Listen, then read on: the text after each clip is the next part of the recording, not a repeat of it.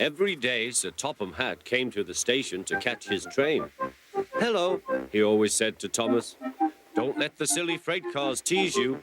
Remember, you have an important job as a special helper in the train yard."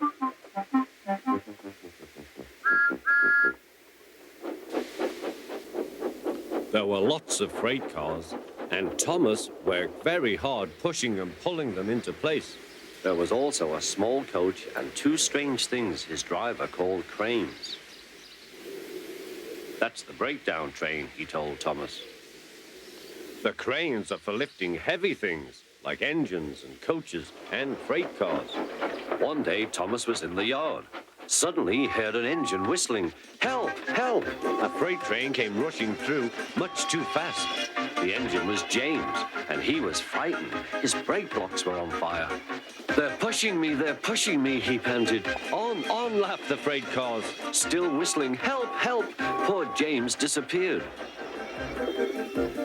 "I'd like to teach those freight cars a lesson," said Thomas the tank engine. Soon came the alarm. "James is off the line. The breakdown train, quickly!" Thomas was coupled on, and off they went.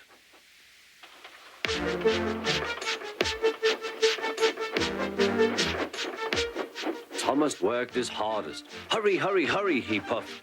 He wasn't pretending to be like Gordon. He really meant it. "Bother those freight cars and their tricks. I hope poor James isn't hurt."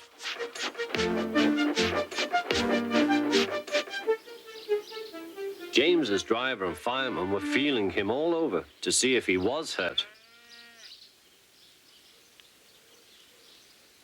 "Never mind, James," they said. "It was those silly freight cars on your old wooden brakes that caused the accident." Thomas pushed the breakdown train alongside. Then he pulled away the unhurt freight cars. Oh dear, they groaned. Serves you right, puffed Thomas. He was hard at work, puffing backwards and forwards all afternoon. This'll teach you a lesson, he told the freight cars.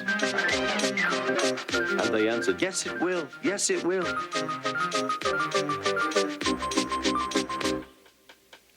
They left the broken cars.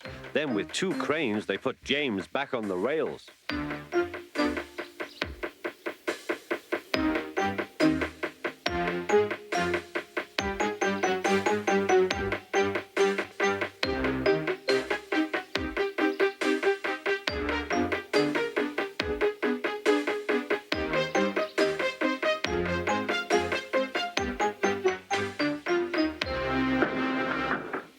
He tried to move, but he couldn't, so Thomas helped him back to the shed.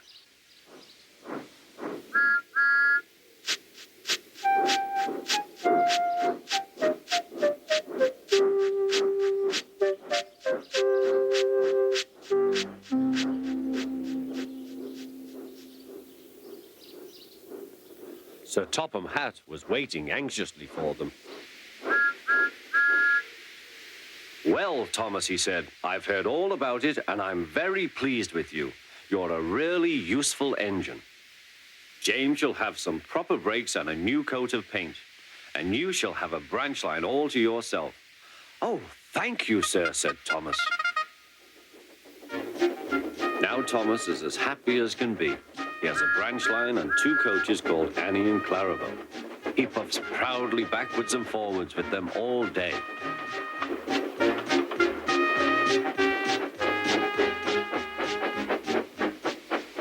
He is never lonely.